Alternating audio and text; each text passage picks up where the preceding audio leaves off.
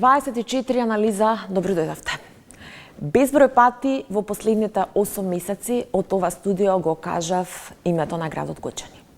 И секогаш само со една мисла, сочувство и правда за 63-те загинати деца во дискотеката на смртта Пулс во Гочани, сочувство за нивните семејства, како и надеж за брзо опоравување за над 200 повредени деца таа кобна 16 мартовска вечер. Токму пред стартот на судењето во следната недела во средак, кога сите патишта ќе водат во судницата во Идризево, и пред саботниот марш во Скопје, оваа 24 анализа ја посветувам на борбата за правда, на болката, но и револтот и битката со еден цел систем, со државата и со институциите, за правда за она што единствено им остана на семејствата на загинатите деца, правда за нив, правда која што им ја должиме сите ние, но најмногу оваа држава. За болката, празните куќи, меѓутоа и за револтот и за она што ги движи понатаму, за очекувањата и како Македонија да се одолжи на 63 загинати деца и над 200 повредени, вечерва отворено и искрено ќе зборуваме во 24 анализа. Јас сум Душица Мрѓа, а вечерва во 24 анализа Марија Петрушева, мајка на Андреј. Добро вечер, добре дојдовте. Добро вечер, добро ве најдовме. Драги Стојанов, татко на Томча, добро вечер, добре дојдовте. Добро ве најдовме. Габриела Наунова, мајка на Надица, добро вечер, добре дојдовте. Добро вечер и на вас. Добро ве најдовме. Да споменам дека сте дел од Сдруженијето 16 март, Сдруженијето на граѓани 16 март 2025. Јас многу ви благодарам најпрво за храброст и за силата да седнете вечерва тука, меѓутоа и за сите она што го правите во овие 8 месеци за сите нас во државата. Ако ве прашам како сте, дали воопшто може да се одговори на тоа прашање? Што да ви кажем, психички сме више мртви. Само физички постоиме. Овие 7-8 месеци не знаеме ни како преживуваме. Сабале станеш, гледаш, детето ти го нема. Тага и болка на срцето. Вечер легнеш, собата пак празна. Значи, ова не, со зборови не може да се опише, ова само ние го знаеме, ние што сме го доживеале ова што сме доживеале. Не дај Боже ова да го доживее никој, не го пожелуваме ни најпрво душманот ова да се деси. Макар и на тие душманите да ги наречам што ни ги убија децата, и на нив да не се деси, ова на нас што не се деси. Може одговор? Може ли воопшто на тоа прашање да има одговор? Голема болка, голема празнина. Не може со зборови да се опише.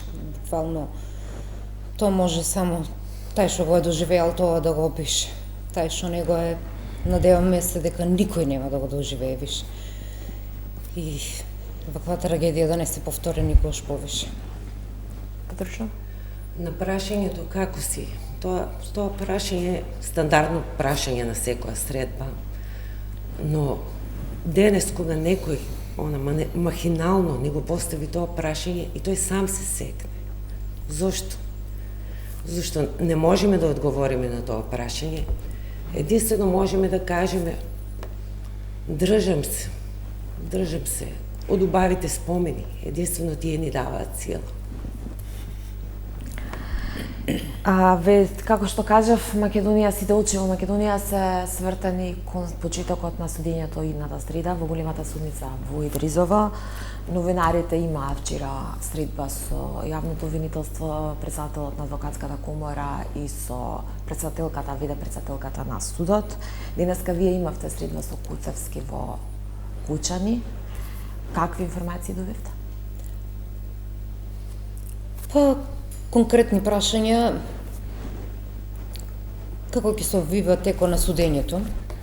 Прво да му се обратам на сите обвинители до сега што вложија голем труд и сме многу благодарни на тоа и имаме доверба у нив дека нема да не разочарат, дека ќе бидат наша поддршка како што се и до сега и што има трпение и неколку пати што имаме состаноци со нив.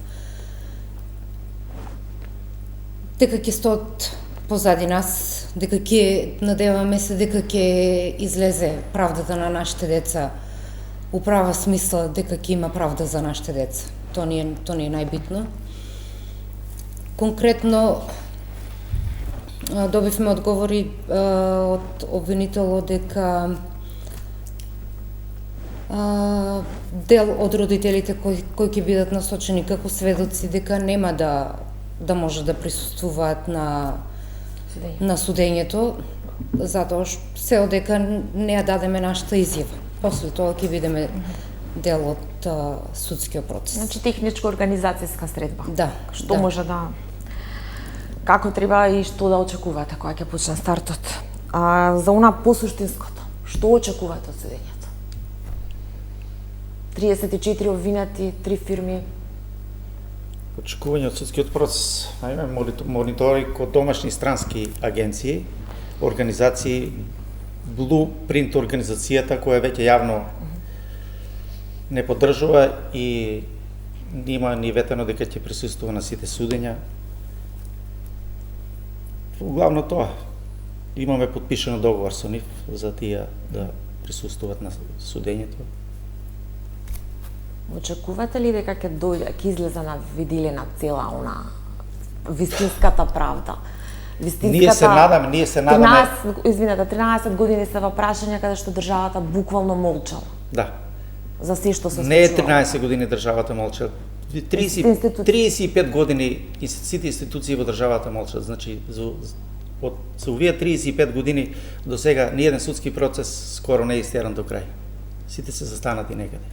Застанете се у интерес на големците, пак да речем. И ние се надаме дека сега после ова, да не ја наречам трагедија, после ова убиство што се деси во Кочани, тоа не е трагедија, тоа е убиство. На нас ни ги убија децата.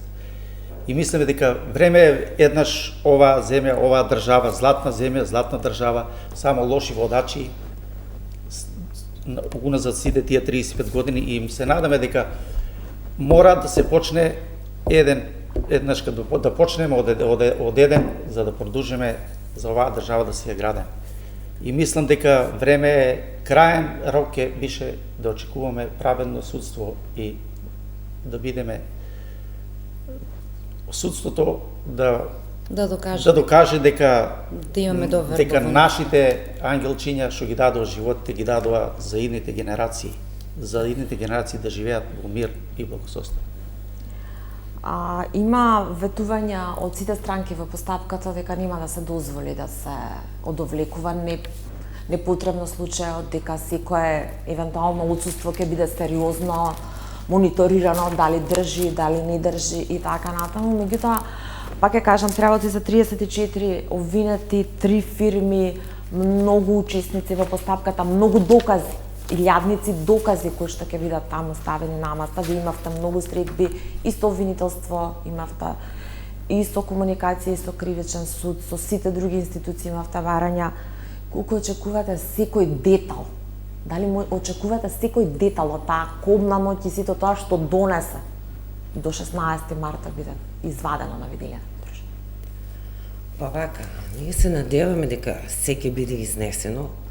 Најпрвен овој случај е ова судење ќе биде едно од најголемите во историјата на Македонија. 34 физички лица, 3 правни лица, 63 загинати и над 200 повредени. Значи ќе биде, колку и да викаме дека најбрзо ќе се заврши, пак ќе трае долго. Од друга страна, имаме доверба затоа што неколку пати имавме наши барања кон Основен кривичен суд, најпрвен во врска со судницата. Баравме сето тоа да биде аудио и видео снимано. На тоа ни одговорија, го потврдија нашето барање. Еве вчера следевме брифингот кој што го има представници од Основен кривичен суд и од обвинителство. Значи, според нашето барање, кое што пред некој ден и го поднесовме, вчера преку медиумите ни одговорија дека сето тоа ќе биде спроведено. Ние баравме судот да ги зема предвид само сериозните и документално подкрепени причини за евентуално непојавување на рочиште.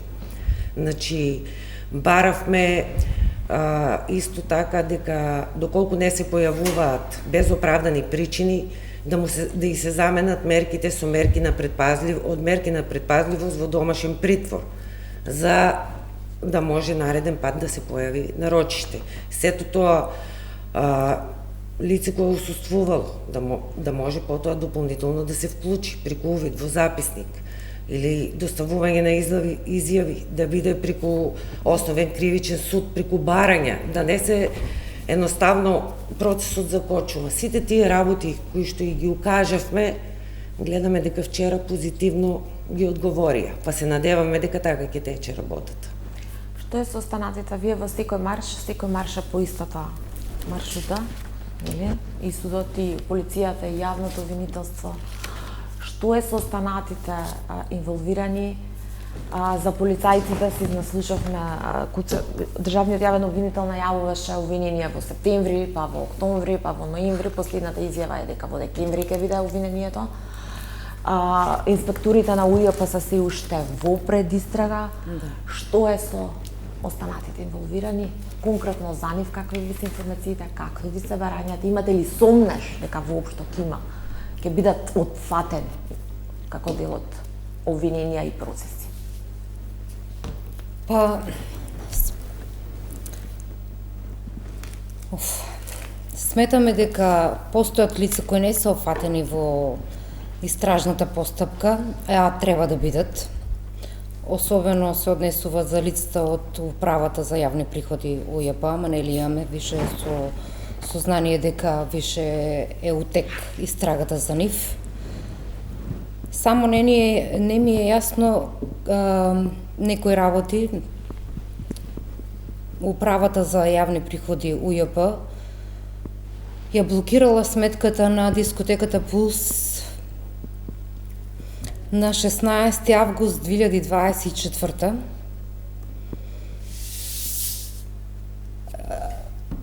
А дискотеката си го реновира објекто и го отвара на 15 декември со нова руба, да го речеме. Ја реновира дискотеката во рок за 3 недели, ништо повише. Од што материјали и од какви материјали е изградена дискотеката, тоа ќе биде едноз дополнително опфатено, затоа што плюс ки се надоврзам после на прашањето, кога бевме у судска медицина, директорот Александар Станков ни одговори дека наудите се дадени на математичко-физиолошкиот факултет, на природно-математичкиот факултет, и дека енос ќе бидат истакнати докази за тоа. Еве, можам лично да покажам со камера на дискотеката на 15 декември, славе отварање со огномети, со пиротехники, со журки, со танчарки со огнови, буквално со се. Значи, они се знаеле од што материјал го градат, а опасноста е постојала уште од тогај. Ако може да се надоврзам. Значи, Габи сега спомна дека нивната трансакцијска сметка е била блокирана од август месец. Ова е во декември. Како може да работи дискотеката, фирма, воопшто, ако има блокирана сметка? Како ќе плаќа вработени со блокирана сметка? Како ќе набавува роба? Како ќе ги плаќа овие танчарки конкретно и сето тоа? Овде наидуваме на прашањето, сето тоа е сива економија. Значи, се е плаќано на црно. Потоа имаме податок, таа ќе се надоврзе дека има УЈП контрола направено кај нив при крајот на декември. Значи, и се при таа контрола се поминале само со парична казна. Ниту е затворена фирмата и во ред, значи доаѓаш ти, сега јас не сум вработена нели во УЈП, ама од економска гледна точка. Доаѓаш во фирма на контрола. која што веќе 4 месеци е со пломбирана сметка. Во меѓувреме реновира, значи купува материјал за сето тоа да го реновира. И парична казна плаќа. Дали понатаму не е требало УЈП да направи дополнителна контрола, да види дали недостатоците се отстранети, дали фирмата ја има сега, дали е акти на фирмата, дали тие вработени. И поради тоа ние уште на почетокот на неколку наши маршеви спомнавме дека УЈП е инволвирана. Сега, можеби не директно, но индиректно. Бидејќи ако е била затворена дискотеката на 16 март, немало да работи и нашите деца ќе се били живи. Што е со УЈП се отвори предистрагата од кога излеза истражувањето на ИРЛ во однос на тие фамозни СМС пораки. Се уште во предистрага, немаме никакви информации. Тоа беше последната изјава на Куцевски од пред неколку дена дека не може да открие информации бидејќи е во предистрага и не се знае што ќе се случи. Што е со, кажав дека за полицајците се најавуваат, неколку месеци се најавува обвинение, таму се дели оние кои што беа вечерта во Пулс, кои што последни беа осомничени, после мислам дека неколку месеци. Што е со полицајците? Очекувате ли да одговараат? И потоа ќе ми кажете, бидејќи вие сте таму и сте директно влизани во цело ова, за сето она што се изнаслушавме изминатиот период и вашите барања во однос на полицијата вечерта. Полицајците, има виновни полицајци, али пред се виновни инспекторите, челниците на полицијата во Кочани. Значи, тај полицаец него го е пратил да оде на дискотеката. Али тие наместо да идат у 12 часот, 24 часот, да бидат во дискотеката, тие се отидени во Оризари, во кафич. Од тамо се враќат и у 2 сата идат во дискотеката. Ако полицајците се били у 12 часот ноќта, не е мало да дојде до овај трагичен настан што се случи до пожарот.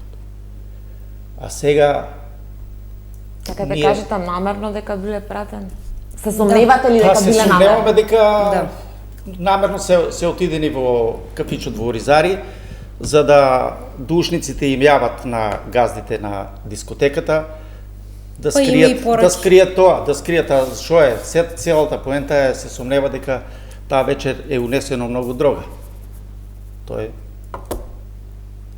Тоест, и врапчињата во Кочани знаат дека у Кочани има многу дрога. Едно мало дете да идеш да го прашаш у градот, ќе ти каже, ќе ти посочи имиња кои продават дрога. Значи, ние се сомневаме дека ова е направено, намерно е запалено, за да се скријат траговите на дрогата. Знае се кој е одговорен. Одговорен е инспектор. Полицајецот е обичен работник, полицајецот е обичен работник. Дека ќе му наредат, таму ќе оди. Значи, треба големците да се ловат, а не да се ловат малите. Рибата смрда од главата, не смрда од капашката. Сега луѓе си заработуваат за леп, како и ние што работиме, и вие што работите, сите работиме за едно парче леп. Ако му каже инспекторот иде тамо, тој мора да оди тамо. Нема дека да иде. Ние добивме некој објаснување во однос на полицијата таа вечер. Концертот не бил пријавен, огромно присуство на луѓе кои што не ги... Концертот беше објавен на нивната страна, што не бил пријавен во полицијата, така Не. Дека не а има тоа нисто знание дека ќе се одржува концерт. Значи, како да кажам, значи, полицијата и газдата на дискотеката има стална комуникација. Не полицијата поточно дел од полицајците. Инспекторите. Значи, инспекторите. Сега командир. Инспекторката за не се вмешани економски сите полицајци, значи тука се командирите и началниците. Инспекторката за економски криминал УМВР. Можете слободно да отворите на уште има страната на дискотеката. Ќе видите на многу дел слики. Значи, она беше, да не речам, ама преку еден викенд, бидејќи. Значи, и она не е опфатена у случај. А полицијата што не е постапила исправно, не е постапила. Значи, уште очекуваме од Обвинителството за организиран криминал, за гонење организиран криминал и корупција. Да, и министерот Ошковски уште не ни е дадел одговор, бидејќи кога имавме средба со него и рече, малце ќе зборам кочански, не е проблем. Он, кога бевме на средба со него, јас му поставив прашање по кое барање се биле полицијата таму. И он ни кажа по барање на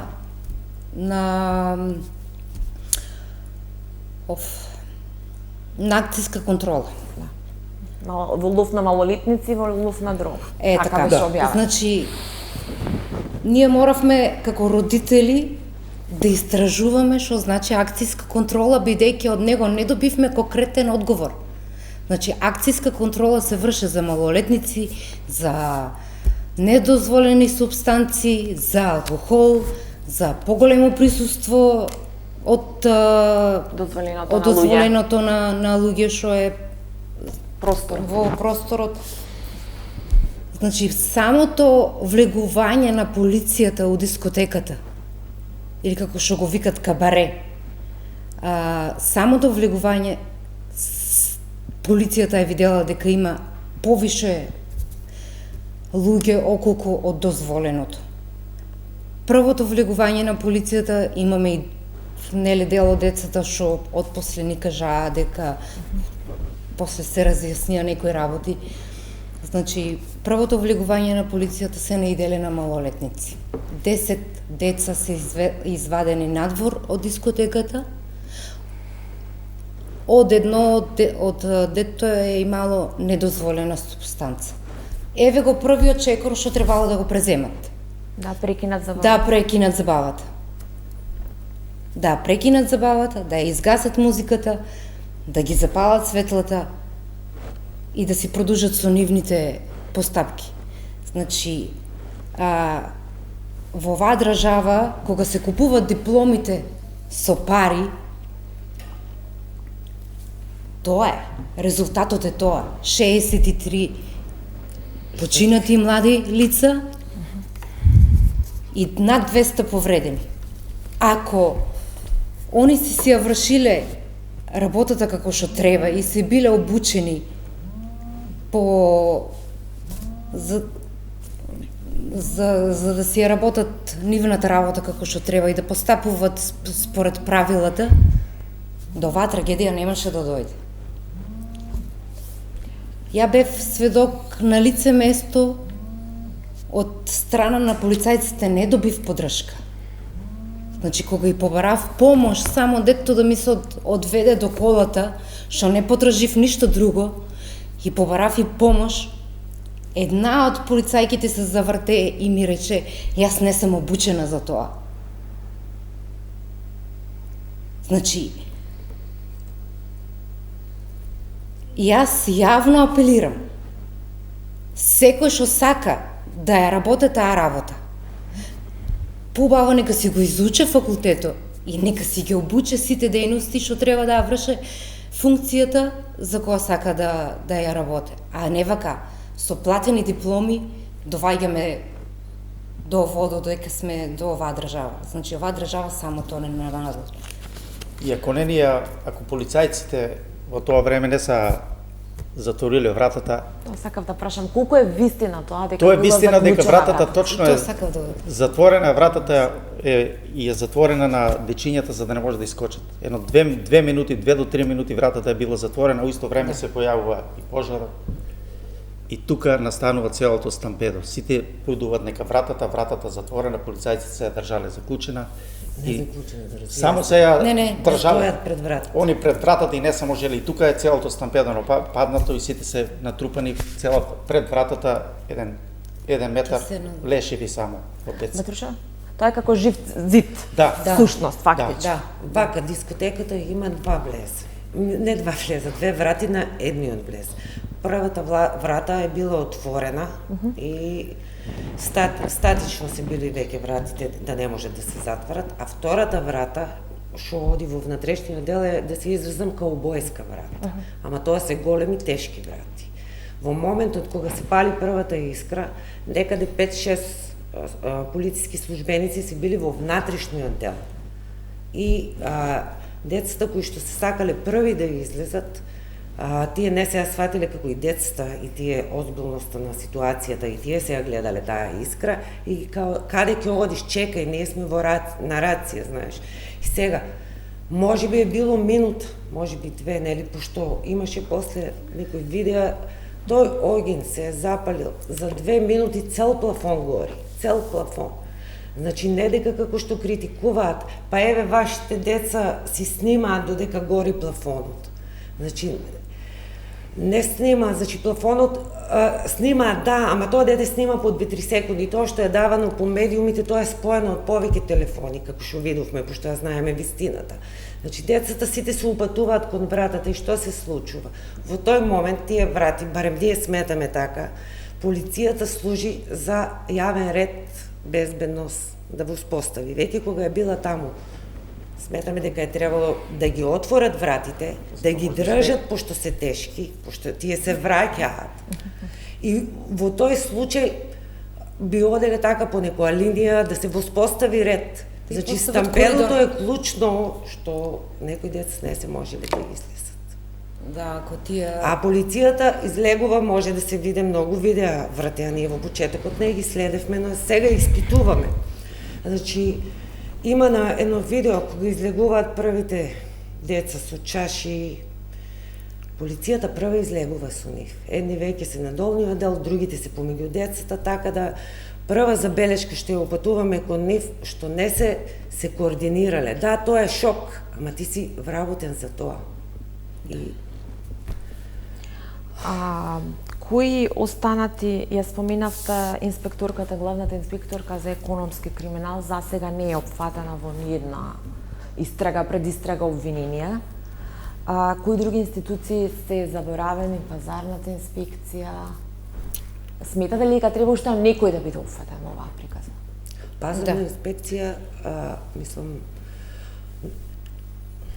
државен пазарен инспекторат е опфатен. Значи, како што видовме од обвинителниот акт, последните 10 години таму речиси да не е правено никаква контрола. А контролата која што е правена, во записниците пишува дека дискотеката поседува 3 влеза и излеза, дека условите се безбедни, ама тоа во 10 години дали има 3 или 4 записници, според обвинителниот акт, тоа што успеавме да видиме. Додека постојат и други институции, како Државен инспекторат за труд, воопшто не е спомнат. Пошто кога оди инспекторите кои што одат во контрола, бараат елаборат за евакуација, дали постои сето тоа. Освен бараат дали се вработените осигурани.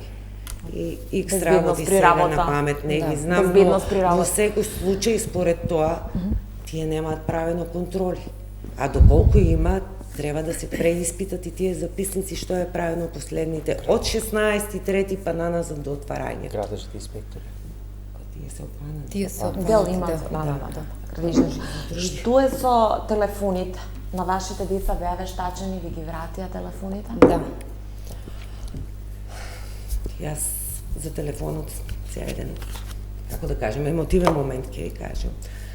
Телефоните ни ги вратија негде почетокот на јуни, значи кога обвинителниот акт веќе беше донесен. Кога зедовме телефонот на мојот син, другиот син го отвори, пошто му ја знаеше и лузинката, и утврди дека неговиот телефон не е вештачен, поради тоа што кога го отвори телефонот, стоеше моето име. Последно му е било, сакал да ми се јави и не ја успел. Пошто ако се го вештачеле, немаше да стои на екран моето име. Инаку во неговиот телефон имаше само 2 секунди кратко видео, потоа и утврдив. Видеото е во 2:35, на кој што цел плафон гори, а децата веќе се сите на кај вратата и само чат не можат да излезат. Толку многу кратко е видеото. Што е со, добивте ли уверување за оние снимките од безбедносните камери? Тие претпоставувам дека ќе бидат сега објавени на судењето. Што е со оној фамозен тефтер на газдата Дејан Јованов деко на дискотеката Пулс? Па конкретно од обвинителот не добивме одговор за тоа. Тоа ќе се каже јавно на судењето. Снимки од безбедносните камери има. Ама, како што тврдат они, дека од дискотеката нема. Сега, како што знаеме, сега јас лично јавно ќе кажам дека имавме една случка во февруар месец, на мојата ќерка една другарка се загуби ташна и ташната ја најдевме на Михајло телефонот од безбедносните камери од дискотеката. Тука имаме дилема. Дали нешто се крие или стварно таа вечер во шо е, не знам. За тоа немаме одговор уште. Која е дилемата? Јас овие прашања ги поставив и на интервјуто со државниот јавен обвинител Куцевски, меѓутоа тогаш беше се уште прерано, не беше обвинителот, истрагата само што требаше да заврши, обвинението не беше покринато. Добив одговор дека поради интерес на истрагата не може да се споделат детали, дека сето тоа ќе биде објавено во суд. Да. Јас се надевам дека и вие и целата јавност ќе ги добијат и одговори, особено многу клучни за снимките од безбедносните камери и кој се го има во тој фамозен тефтер и што понатаму, дали ќе се вклучи финансиска полиција, дали таму ќе има мито, корупција. Видовме дека во тие пораките на Ирала што ги објави дека имало размена на подароци и размена на услуги. Уште првиот пат кога беме кај министерот за внатрешни работи, тој убаво ни кажа: од камерите се изброени 657 деца. Мислам, луѓе. Од дискотеката може да прима 250. Од кои 350 деца се биле само малолетни. Што сега, што натаму? Сега ни кажуваат дека нема снимки, а од убаво министерот изјасни дека толку 657 деца се изброени лица во дискотеката. Тука правиме пауза за реклами, продолжуваме во вториот дел за тоа што државата, а и сите ние досега не направивме за семејствата на 63 загинати деца и на 200 повредени. Пауза за реклами. 8 месеци по кобната ноќ во Кучани, во која што 63 деца го загубија животот, на 200 беа повредени. Во пресред на стартот на судењето за најголемиот судски процес во државата, меѓутоа и најголемиот тест на државата ќе го положи или Македонија, тестот да донесе правда за семејствата на 63 загинати деца и на 200 повредени. Вечерва во 24 анализа разговараме искрено за сите дилеми, меѓутоа и се она што поминаа овие 8 месеци, родителите на дел од загинатите деца, Габриела Наумова, мајка на Верица, Драги Стојанов, татко на Томче, и Марија Петрушова, мајка на Андреј. Ајде да ги расчистиме дилемите околу помошта од владата и од државата. Што направија, што не направија, или конкретно најпрво што побаравте и каков одговор добивте? Вака сега, значи ние негде почетокот на јули, точно на 1 јули, еве го барањето, испративме барање за финансиска и институционална помош за семејствата на починатите во трагедијата во Кочани. Барањето го испративме до премиерот, до председателката и до председателот на собрание, од кој што председателката ни врати допис дека тоа не е во нејзина ингеренција, но дека ќе го препрати нашето барање до институциите до кои што е соодветно. Од председателот на собрание до ден денес немаме добиено одговор, додека премиерот не повика на средба. На средбата бевме на 7 јули. Барањето содржи 5 точки, од кои што се: прво, еднократна парична помош за секое погодено семејство на починатите во трагедијата за душевна болка и нематеријална штета преку фондот за итна поддршка од државниот буџет, со јасна и транспарентна процедура за исплата. Второ, предвремено пензионирање или инвалидска пензија за родителите на починатите во трагедијата, секако доколку ги исполнуваат критериумите.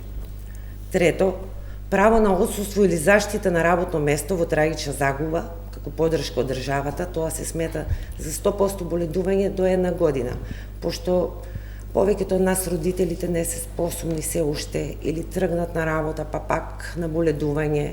Тоа се моменти со кои што ние не можеме предвреме да калкулираме. Потоа, четврто ни беше поддршка и заштита на децата кои изгубија родител.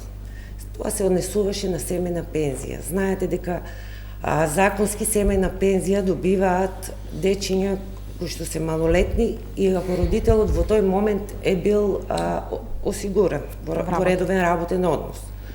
Но има родители кои што не се били во тој момент во редовен работен однос и сметаме дека поради сета оваа трагедија, ако може да се донесе нов закон за тие деца да бидат згрижени, барем до нивната 26-та година, до школувањето. И пето, поддршка и заштита на браќата и сестрите на починатите.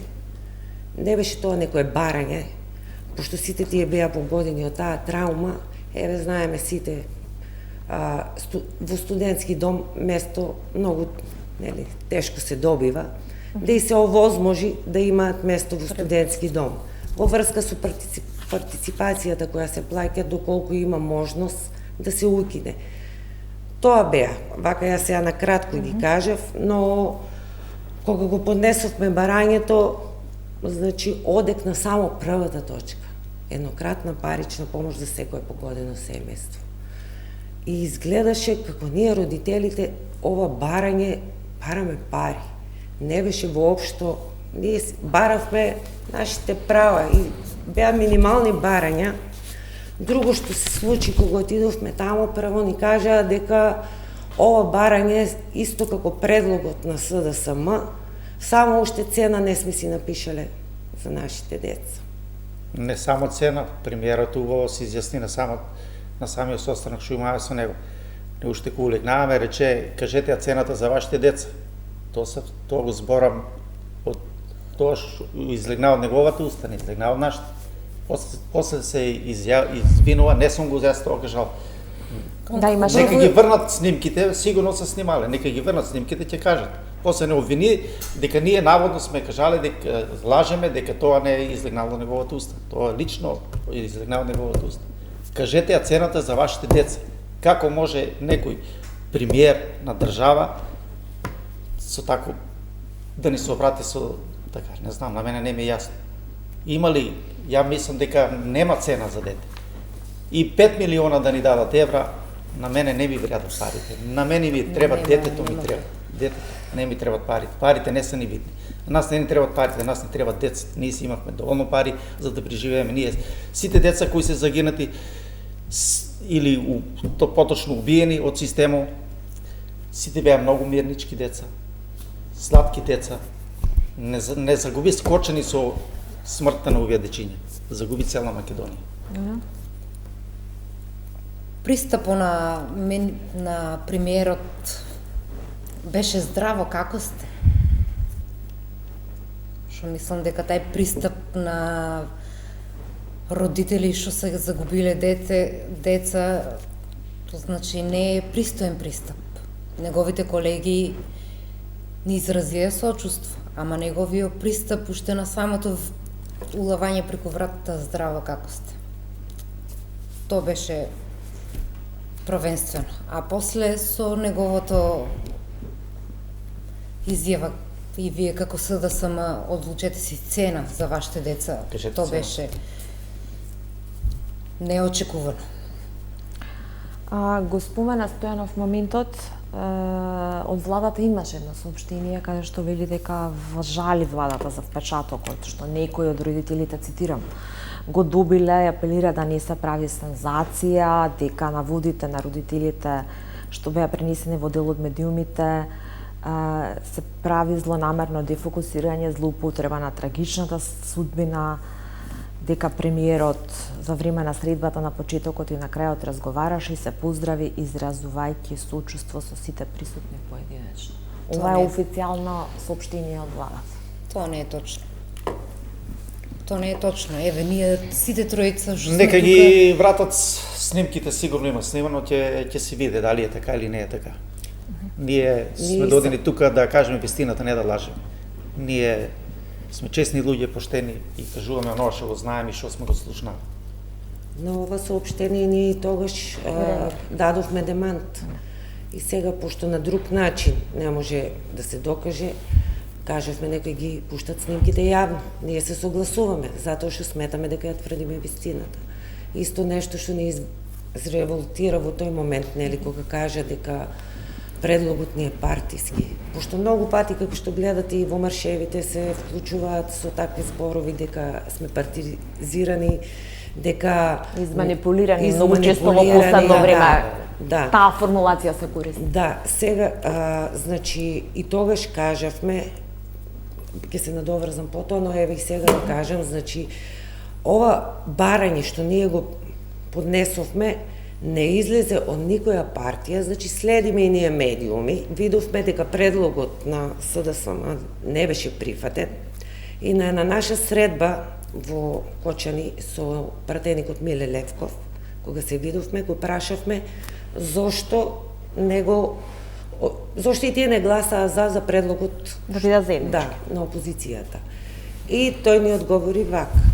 Значи, еве ќе ви го пратам и предлогот да видите дека таму пишува несреќа. А вие родителите на маршевите често пати велите дека тоа е убиство, дека не е несреќа. Затоа ние чекаме да излезе обвинителниот акт, а таа средба беше точно на 13 јуни, пошто знам дека само што го слушавме господинот Коцевски, па се сретнавме со него.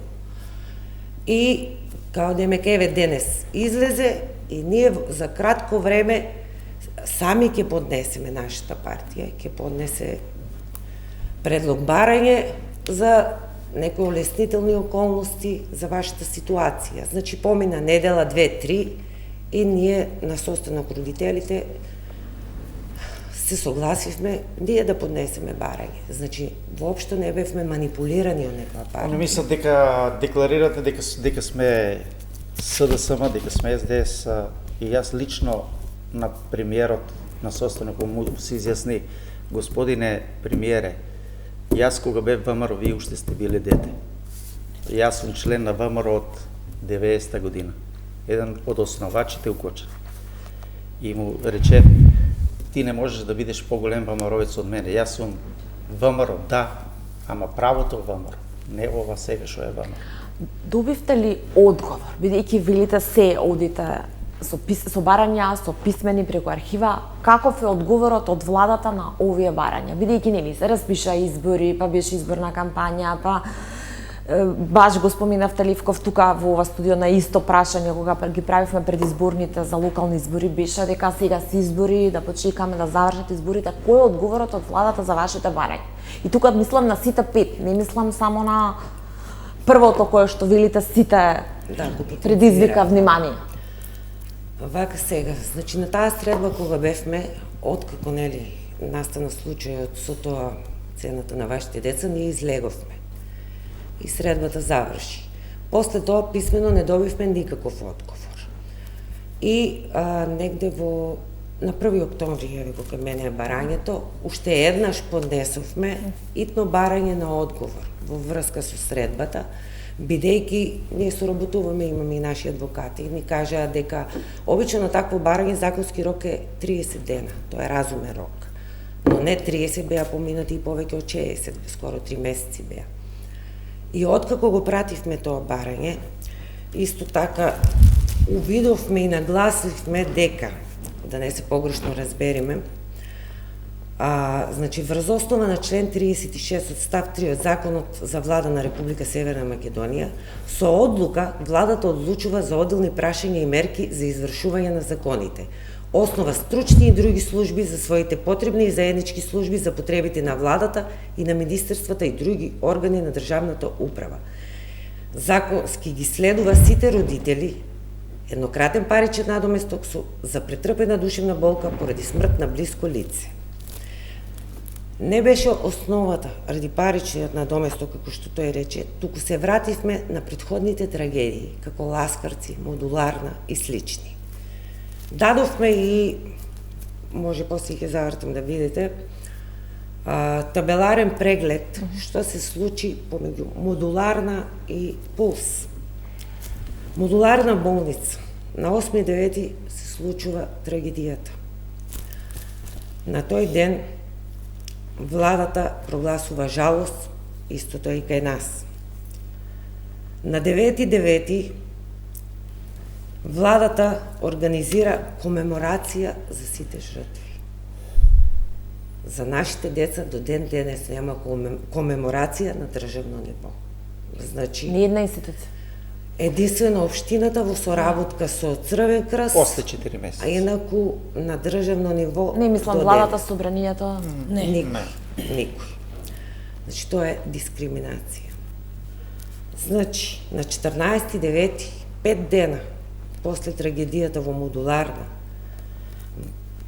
владата донесува одлука за еднократна помош на сите фамилии кои се инволвирани по 1 милион денари. После 2,5 месеци на 21.11 уште дополнителни 30.000 евра. Значи, кај нас до ден денес ни комеморација, ниту пак владата се има соберено за да дискутира за случајот Пулс, за трагедијата, како што со овие луѓе. Ниту пак за останатите 4 прашања. Сето ова кога го поднесовме, добивме писмен одговор од председателот на Влада на Република Северна Македонија. Да го читаме или да го завратам? Што мислите дека е најбитно да биде прочитано? Според вас? Ви информираме дека веднаш по завршувањето на изборниот процес, вашето барање ќе биде разгледано со највисок приоритет и во разумен рок ќе биде даден соодветен одговор. Значи, ова е од 10.10, локалните избори завршија пред 10 дена и сега очекуваме владата, како пишуваше, Во најбрз рок. да. Бидејќи во моментот институциите се спречени да постапуваат по вакви барања, бидејќи беа локалните избори. Ајде вака, бидејќи, кога сме на тимава, бидејќи и тоа и го зборувавме пред да влеземе во студија. Апсолутно се солидаризира и граѓани, имаше и донации, и Црвен крст, и дел од невладини организации, хуманитарни организации и така натаму. Дали, колку пари вие добивте од државата за да се тргне оној превез што и самите велите за вас, она што го зборувавме пред емисија, го имам зборувано и со останатите луѓе, дека вие не знам, сте добиле, не знам, милиони и така натаму. Од државата нула. Марато ќе се надоврзе сега и ќе каже. Од државата буквално Вака сега, кога настана оваа трагедија пожар Пулс, значи знаеме дека цел свет се солидаризира, насекаде имаше отворено сметки за донации, во Кочани нели се отвори и супорт, но претежно за почеток беше Црвен крст. Нели. Преку Црвен крст на 3 пати се исплатуваа средства, според ревизијата што можете сега сите да ја видите на Црвен крст. Првиот момент беше кога на сите семејства на починати и повредени и се доделија по 150.000 денари. После 2 недели уште 150.000 денари. Значи тоа беше првиот момент и се прави пресек. Нас родителите на починатите, представници од влада не собраа во црквата во Кочани. Таму кога отидовме се зборуваше за надгробните споменици за нашите деца. Пошто како што знаете, мислам веќе има по медиумите, тоа е веќе алеја на ангелите. Значи тоа се повеќе деца во еден ред. Беше прашањето нели дали ќе се исти, дали не и неколку. И владата ни каже, представниците од владата ни кажаа дека според понудите кои што ги имавме за надгробни споменици, тие имат земено највисоката цена и на сите родители ќе биде исплатено по 400.000 денари за надгробните споменици, кои што ќе бидат од владата. И уште 100.000 денари за надстрешниците и уредувањето околу вечните почивалишта.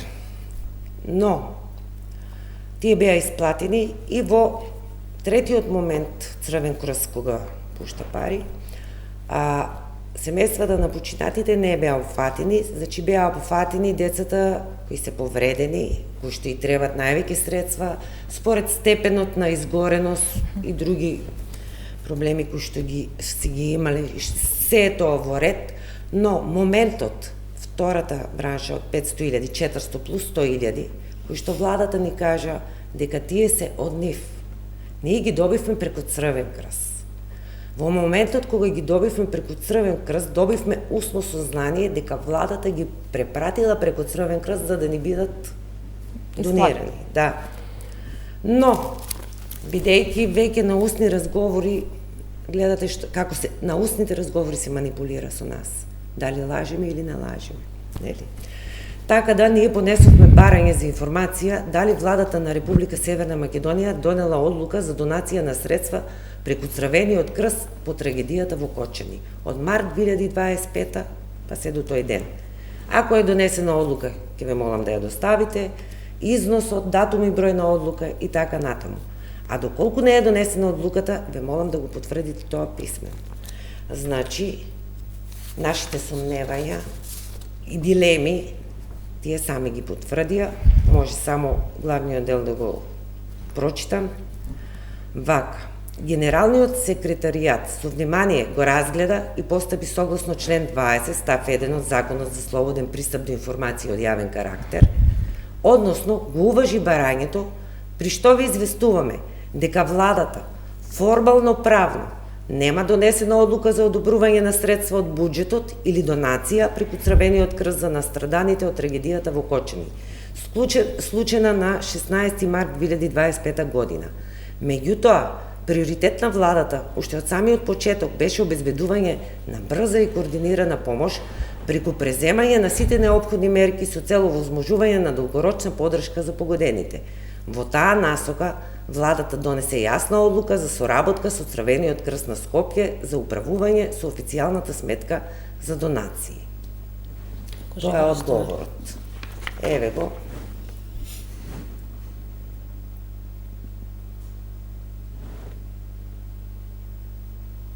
Од тогаш сте немале никаква комуникација на ниво на влада? Влада родители? Не, од ова? Не. Овој одговор е од 3.11. Значи, ова е... најнов. Но информацијата која што ја баравме, ја добивме. Исто така сакаме цела јавност да знае дека ние конкретно од Црвен крст и од владата, пошто навистина боли, повеќе боли што ги загубивме децата. Но боли, ова е второ убиство кога тие наметнуваат што бараат по улиците, малку ли им се пари, луѓе ќе ви ги дадеме сите пари, само вратете ни ги децата. Не може тоа. Но, сакаме да кажеме, еве што имаме ние добиено, конкретно од влада, од државата и од Црвен крст, имаме, значи, добиено 300.000 денари и останатите 500.000 денари се конкретно за надгробните споменици и настрешниците. Што е со собранието? Имаше иницијативи, најпрво, инаку да, јас сум собраниски известуваш многу долги години, апсолутно ми беше шокантно што не се одржа. Барам комеморативна седница или некакво случуство на ниво на сите 120 избраници. Имаш иницијативи за надзорни, за анкетни комисии, па као беше муабетот да почекаме да заврши истрагата, да има обвинени. Никој ништо не кажа. Имаше еден обид од председателот на комисијата за човекови права, мислам дека. Меѓутоа остана така да лети. Имате ли, вие имавте една куса средба со дел од пратениците од опозицијата на првиот скопски марш во Скопје. Има ли одговор конечно дали законодавниот дом, дали народните избраници нешто ќе превземат во врска со Кочани? Го имаме случајот со онкологија. Паралелно додека се траеше истрагата, си се тираше анкетна комисија, која што резултираше и со заклучоци. Зошто за Кочани нема? Имате барање, имате одговор, имате комуникација? Вака сега. Посебна анкетна комисија, надзорна комисија, реално да ви кажам, ние како родители бевме неуки во тој дел. И сами нагласивме дека во почетокот ние ниту се информиравме, ниту следевме ништо. После тоа, откако настане сето ова, пошто ние не бевме подготвени дека на целата несреќа, место подршка и емпатија, ние ќе добиеме и вакви на еден начин тортури и смејување од народот и сето тоа. И тогаш почевме да ги следиме работите, да се консултираме со адвокати, едноставно и ние почевме да бидеме адвокати, да гугламе и сето тоа. И така наидовме на еден пост беше, не знам дали кај вас беше, во врска со посебна анкетна комисија, на која што настапуваа, мислам дека од Европски фронт беа, од представничка од ВМРО ДПМН и од СДСМ. Тоа е било во моментот некаде средината на април, кога реално ние името не знаевме да си го кажеме. И тие се разговарале за посебна анкетна комисија и увидовме дека предлогот е на Европски фронт. Тука дебатата беше као зошто не го прифатат и од опозицијата, и од власта. И тие одговорија дека чекаат да заврши истражната постапка и дека веќе кога ќе го имат обвинителниот акт, тогаш и тие би гласале за. Обвинителниот акт беше донесен пред 3 месеци и повеќе. Значи од тогаш штам. Локалните избори, ајде го почитувавме тој мол, исто, ништо. Не понесовме ништо. И еве, на 20.10. понесовме иницијатива за формирање на посебна анкетна комисија за настанот поврзан со пожарот во Кочани, во која што бараме, со оглед дека трагедијата предизвика огромен јавен интерес и недоверба во институциите, а истрагата и понатаму не дава целосни одговори, се предлага Собранието на Република Северна Македонија да формира посебна анкетна комисија со цел да ги утврди сите факти и околности поврзани со трагичниот настан, да провери дали институциите постапиле во согласно со законските обврски, да утврди евентуална политичка, институционална или службена одговорност, да предложи мерки за спречување на вакви случаи во иднина. Тоа е едното барање. Второто барање е барање за повторно покренување на иницијатива за надзорна расправа во врска со трагедијата во Кочани. Сега кога сме кај ова, видовме дека имаше дискусија еднаш, два пати, прифатено, неприфатено и потоа штама. Ние поднесовме родителите преставка до анкетна комисија за заштита на слободите и правата на граѓанинот. Откако ја поднесовме преставката, добивме одговор од председателот на анкетна комисија за заштита на слобода и права, во која што беше наведено дека ќе бидеме повикани во собрание крајот на август, почетокот на септември. А се уште не сме повикани, ајде сметаме и тоа го припишуваме на локалните избори. Нели, еве завршија, очекуваме поканата дека се уште важи. И таму исто побаравме уште еднаш, како што кажав, да се поткрине надзорна расправа во врска. Дали некаков одговор имате добиено? 120 избраници на народот. Вака, сето ова го поднесовме на 20.10. и 3.11. релативно краток е периодот, но еве да ви кажам на кој начин е поднесено. На мел кога го пративме, значи го пративме на официјалните мелови на сите политички партии и на председателите на партиите. И во самото обраќање беа наведени сите 120 пратеници. Значи, сето тоа беше ставено во еден групен мел за утре други ден да не се иземаат, го примив, не го примив. Но до ден денес никој не добивме одговор. Што е со, споменавте и на почетокот дека сте имале средба со директорот на судска медицина, Александар Станков, имавте барање и со средба со судска медицина, што ви кажа УЦ? Па, директно, мислам конкретно за нашите барања, што сакавме да слушнеме одговор, конкретно не добивме ништо. Нашите барања беа саато на Настапување на смртта, да. Бидејќи нашите деца се однесени многу покасно од самиот почеток, од како починаа, тие не може да одредат одреден саат, може да биде само од прилика. А конкретно ќе имаме уште средби со нив и секој родител што сака да дополнително да се консултира со нивниот, со тимовите што се работиле на адопцијата на нашите деца, еноски има средба со нив. Не ве прашувам бидејќи имаше на еден од маршовите барање околу опременоста, неопременоста на болницата, дали ако се интервенирало побрзо, ќе имало исходот ќе бил поинаков, и од судска има еден став дека и да имало повеќе кислород и да се интервенирало, немало да придонесе за ништо. Директорот, Александар, ќе го наведам, тој кажа дека влијаат многу фактори. Не влијае само јаглерон моноксид, како што е наведено од опцијските листови. Значи, некои деца имат починато и од самото стампедо. Значи, некои деца имат починато и од задушување. Значи, кај секој дете е различно. И за тоа сакаме да посебно да разговараме со... Не треба да ги судуваме тука болниците, пошто знаеме у каква состојба се на нашето здравство се најдува. На самата копна ноќ кога стана, јас лично бев во болницата во 3 часот наутро. И која болница и у Америка да не може со толку луѓе да се справи. Џабе ги напаѓаме докторите, свака и час на докторите беа сите дојдени и тие што не се били на работа, и волонтери, и Црвен крст, сите помагаа колку што можеа. А што може да направат на толку луѓе?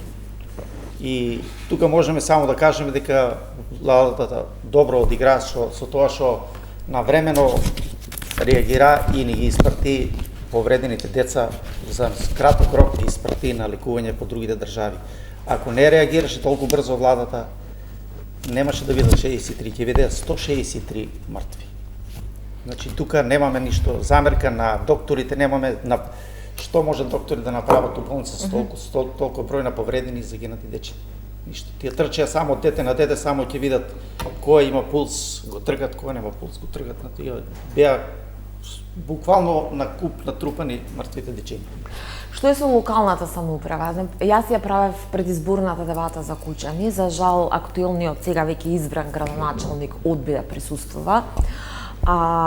И имав прашања од вас, допис со прашања до потенцијалните тогаш градоначалници кандидати.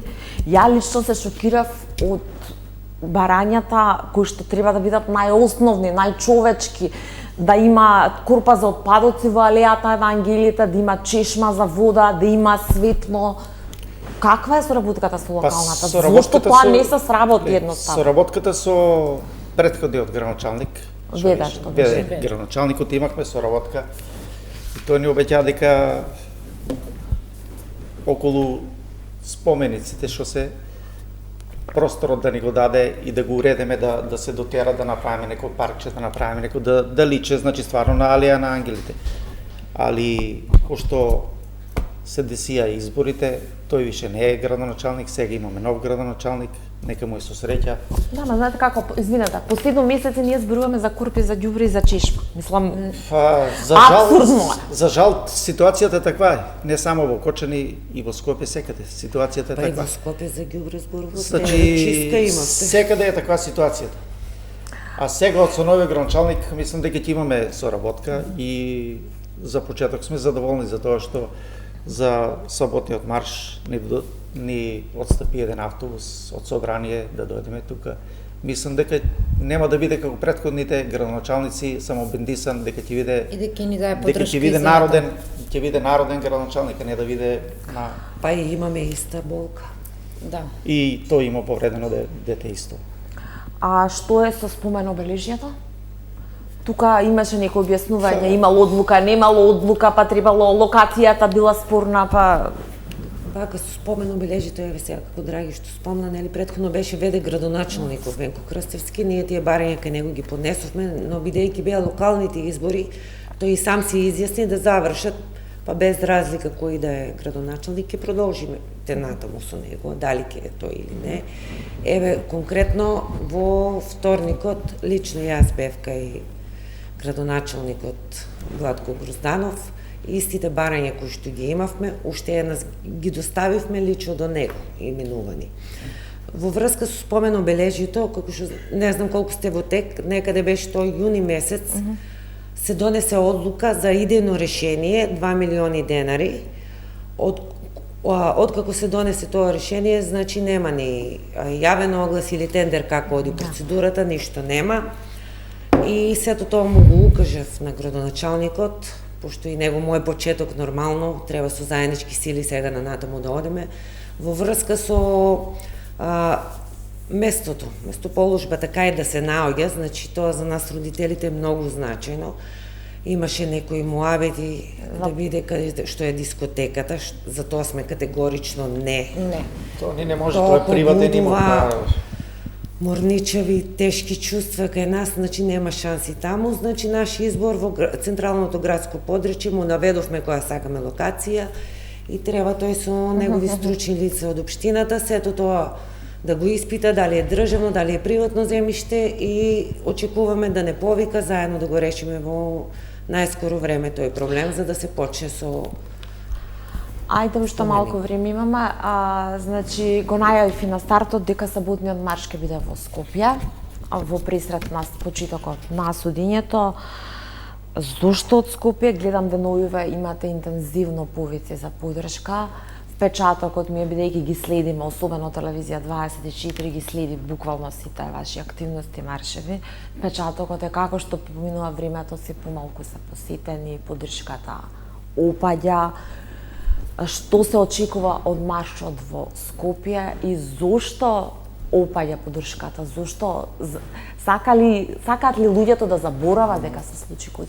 Државата ли сака? Сакаме да кажеме дека пред се ова е протест, ова е протест, ова не е марш на ангелите. Ова е марш на ангелите. Ова е марш на ангелите. Ова е мирен протест. Значи ние доваѓаме со мирен апел, значи и апелираме на сите кои ќе дојдат, дали ќе без разлика дали ќе се од Скопје или од другите краеви од државата, да дојдат да бидат мирни, да не прават протест, да не прават проблеми, зашто ние доваѓаме на мирен протест тука. Пораката е правда. Пораката е правда за нашите ангели. А што е со каква е состојбата на семејствата по 8 месеци? Катастрофално. Од секој аспект тука зборувам, од психолошки до на крајот на денот финансиски, бидејќи многу тешко прашање. Финансиски сме истрошени. Психички сме истрошени. Значи, ако сме можеле пред тоа да работиме со капацитет од 80%, денеска не можеме да работиме ни со 20%. Значи, секоја работа што ја почнеш да работиш, на кало на нас не се недува 5 Тоа е. Тука нема зборови, не можеме, нема шо како да се опише, не знам. Јас сакам за крај, и овде се договоривме дека ќе се договориме, оставив на вас, бидејќи се страшно емотивни и лично и секако овие свидоштва, што сакам да ги кажете, односно, ако сакате. Андреј, Надица и Томче се само тројца од 60-те загинати деца и јас не сакам тие луѓе да те гледаат како бројка. Сите тие луѓе имале своји животи, сите тие деца имале своји надежи, своји планови за животот, своји спомени. И сакам преку нив да одадеме почити на сите други 60. жртви кои што вечерта јас како велам заминаа на забава и никогаш повеќе не се вратија дома. Она што вие повремено има траурни сведоштва и по вашите социјални мрежи и во вашите изјави така натаму. Последната беше снимката од вашиот дом пред неколку дена која што ја објавивте на социјалните мрежи како што вашата ќерка излегува за забава и тоа е последното излегување од она. Каква беше Надица? Надица беше дете за пример. Што секоја мајка би посакала да има таква ќерка до неја. Надица не беше само како моја ќерка, Надица им беше најголема поддршка, најдобра пријателка, најдобра другарка. Значи, и сум горда што во овие 17 години сум ги посветила на неја и сум направила да бидам горда мајка на неја. Соништа имаше не што до ден денеска дел од соништата пробувам сега со нејната сестричка да ги испунам. И тие соништа што ги она замислуваше и она сакаше да продуже напред со, како и секоја млада особа, да продуже напред со животот. Никој не се надаше дека ќе дојде до тоа.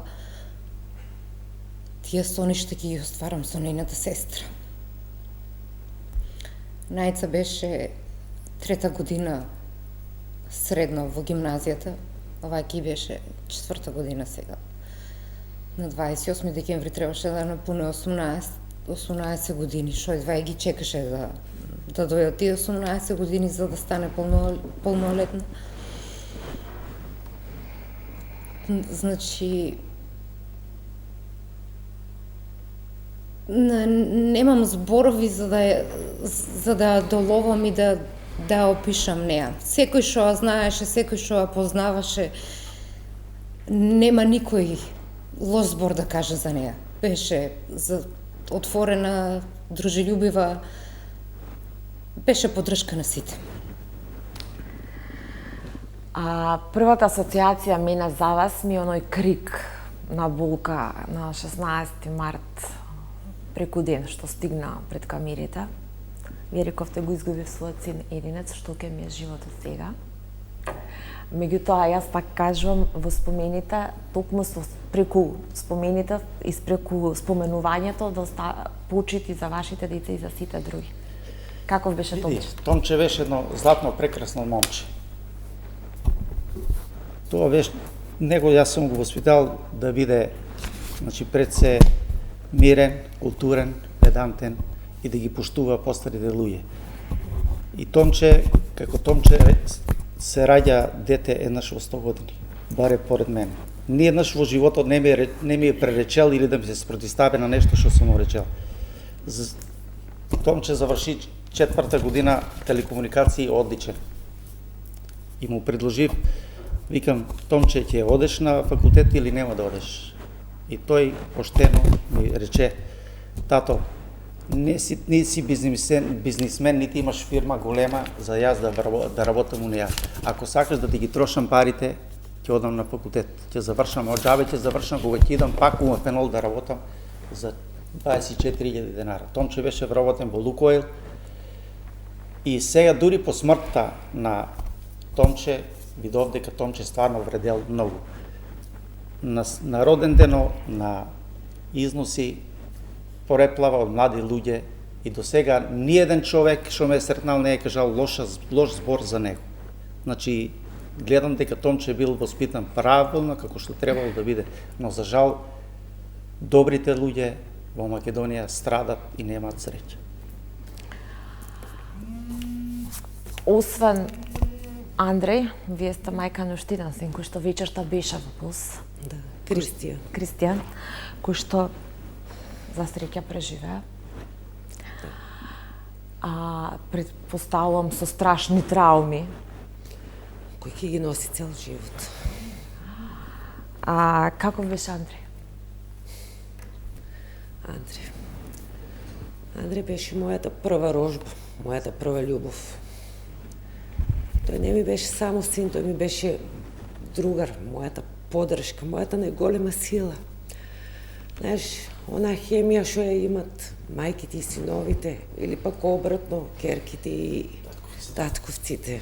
Сега јас зборувам од мајка-син корелација. Еве и двата се сина, ама некако со Андре си имав посебна хемија. Значи, за се можеше да зборуваме, да ме поддржи, да ме сослуша. Значи, во денот тој минимум 5 пати ќе се јавеше, ако не може да ми се јави, знаеш како е денешната младина, као ќе ти исклучи, пиши ми. Не, кај него немаше тоа. Минатата година Андре беше 6 месеци во Хрватска. Тоа му беше желба. И се оствари таму. Беше исполнет кога се врати негде крајот на ноември. Вика, јас сум воодушевен од културата, од начинот на животот кој е таму. Таму секој човек е вреден според работата. Го вреднуваат некако овде. И едва чекаше да се врати. На 1 април требаше да се врати за Хрватска. Но не се врати ни дома, ни таму. Токму дојде на тој степен стадиум каде што се откри што понатаму во животот, пошто тој веќе беше 24 години. Еве за 2 недели на 25 ноември е неговиот роденден, 25 требаше 25 да наполни, кој никогаш нема да ги наполни. Тој ќе остане моја причина за секој чекор што ќе го правам натаму, во негово име за вистинска правда. Тој и сега е двигател, како што беше за мене кога беше жив, а сега тој живее во мене и ќе продолжи натаму да ме движи. Ако ве вратам на ноќта на 16 март, односно раното утро по полноќ, освен што е најстрашното, најтрагичното, најлошото нешто, пеколот на вашиот живот, што е првата асоциација, што е првата слика?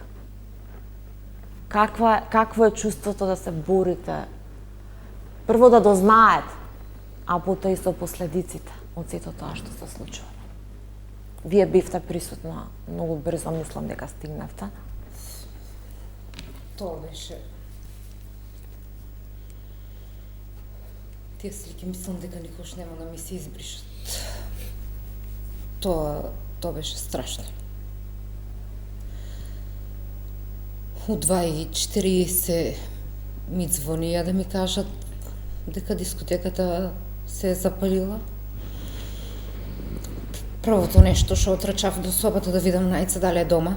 Оти не знаев дали ќе оде во бус или нема да оде. Договорот беше да не отиде.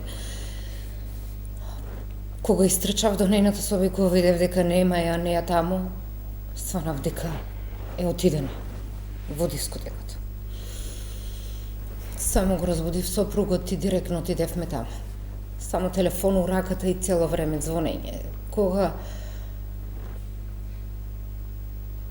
видев дека не ми одбива, дека не ми се јавува на повиците, затоа што она никогаш немаше шанси да не ми се јаве на мене.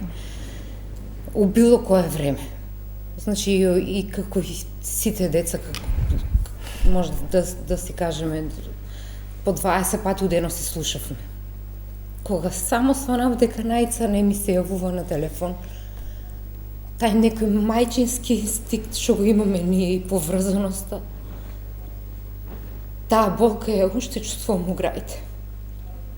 Сванав дека е нешто страшно сериозно. Првото излавање од колата и кога почнав да трчам на нагоре на кај дискотеката. Оти полицијата имаше застанано на кружниот тек и не ни дозволува на нагоре да појдеме. Самото трчање на нагоре беше името само Надица. Надевајќи се дека ќе ја најдам надвор од дискотеката. Но не. Цајка не имаше пред влезо на дискотеката. Имаше еден куп деца. легналите настрана, подпрени под зидовите, на самата трева, кој на пат. Тоа беше страшно. Само слушав женски повици и отрачав да видам. Фактички од левата страна на дискотеката имаше девојчиња на решетките на џамовите како тражат помош и само викаат дајте ни воздух.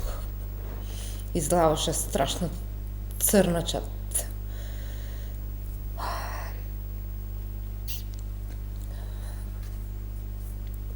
Сопруго дојде, мене не ме пушти да влезам во дискотеката.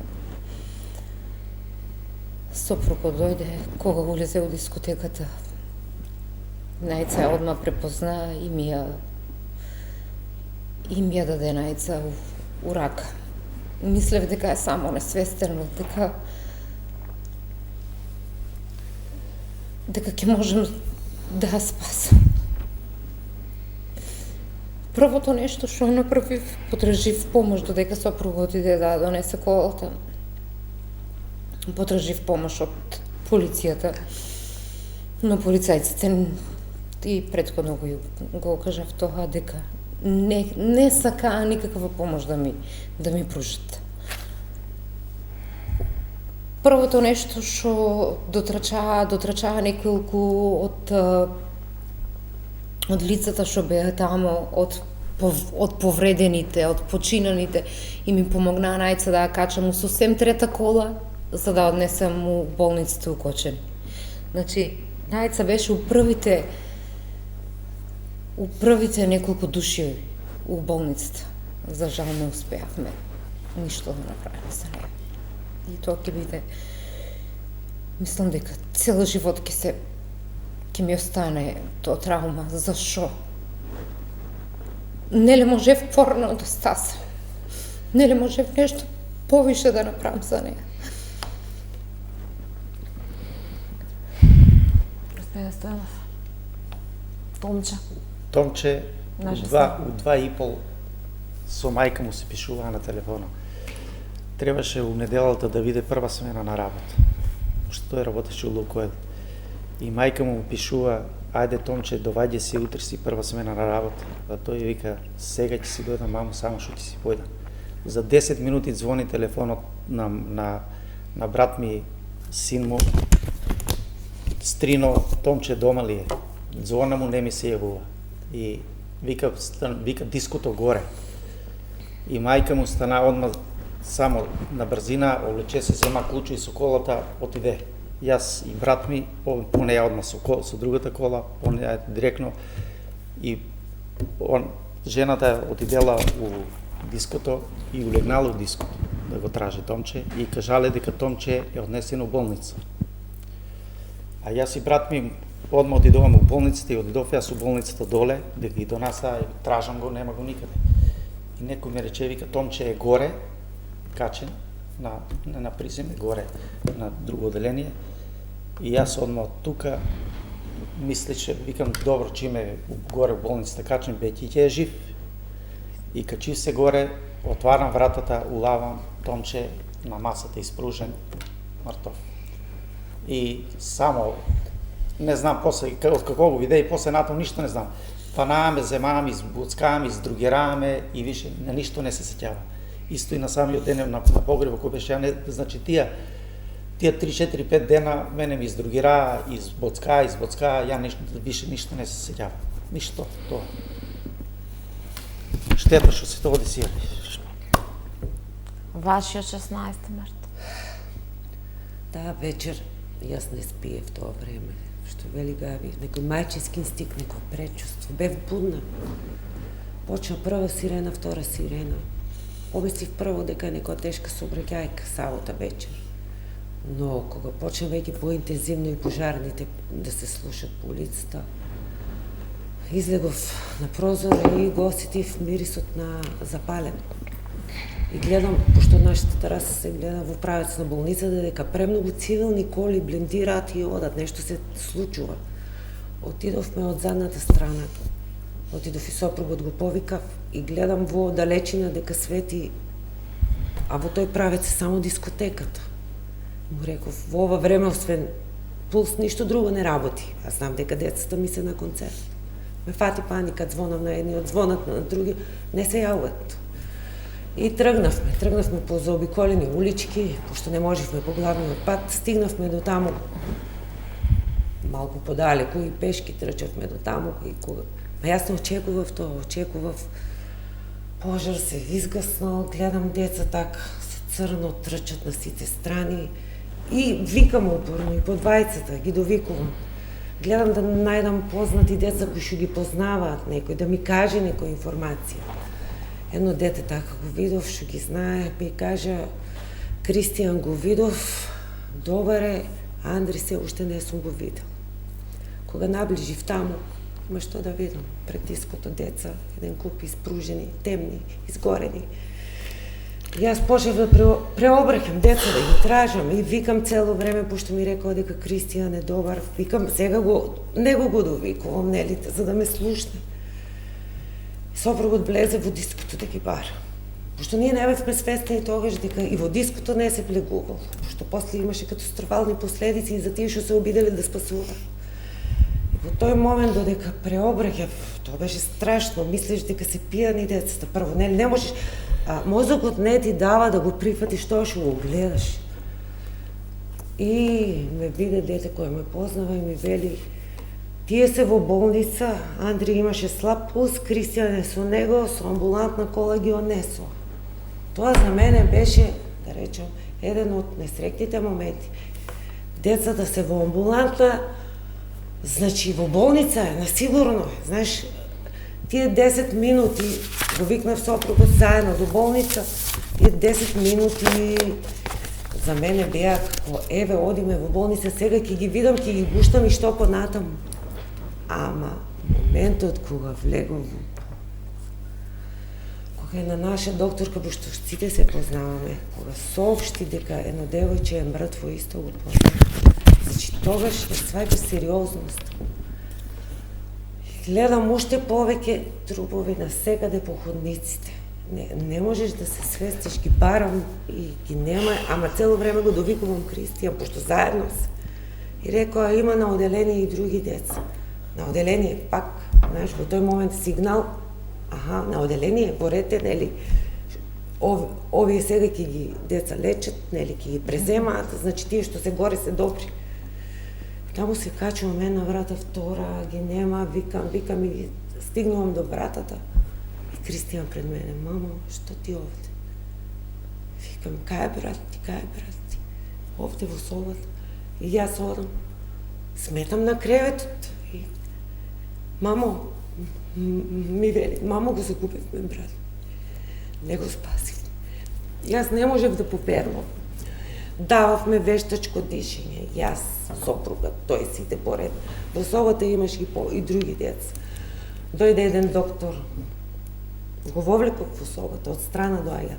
Ќе ве молам, направете нешто. Не, нема пулс. Ама ти не можеш да прифатиш.